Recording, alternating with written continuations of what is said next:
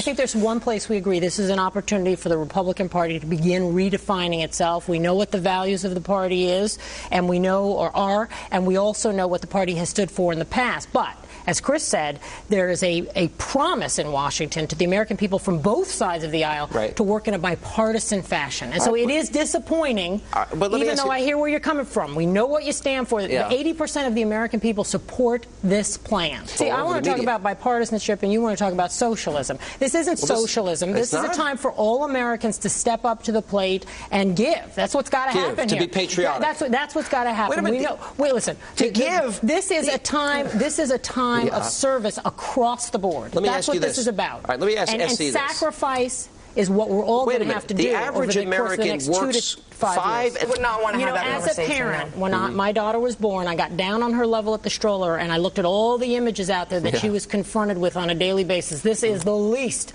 of what these kids see. I don't like it. I don't like it at all. I'm an old-fashioned girl. It's not my kind of thing. I don't even get it. But ban it. But I don't like banning it. I believe in that First Amendment. He made that distinction on the Capitol steps. But not in this interview. He was very clear in speaking to that issue. This interview is a continuation and really a first step in what will be an 8-year dialogue and perhaps beyond that. So I think this is fine. I think that distinction will be made and made clearly. We're talking about 1 billion-plus people in the world who are Muslim. Most of which and a small minority who ascribe but to a the small and dangerous minority. Indeed. I agree. And I certainly think he gets these briefings, these security briefings every day. He understands it better than anyone else. When I go to these sporting events, I'm appalled. Not at the way the children behave, at the way the parents behave. And it's not just the dads. It's not just the dads, it's the moms. Sometimes even my husband has to say, hey, it's just a game.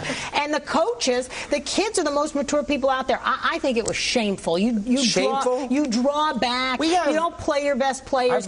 An opportunity. But we're talking about this as if this is the end of a dialogue. This is the beginning of a dialogue in a new administration. And it's certainly, this reaches far beyond the Arab-Israeli conflict. This reaches, as you've suggested, into Afghanistan, Pakistan, and well beyond that.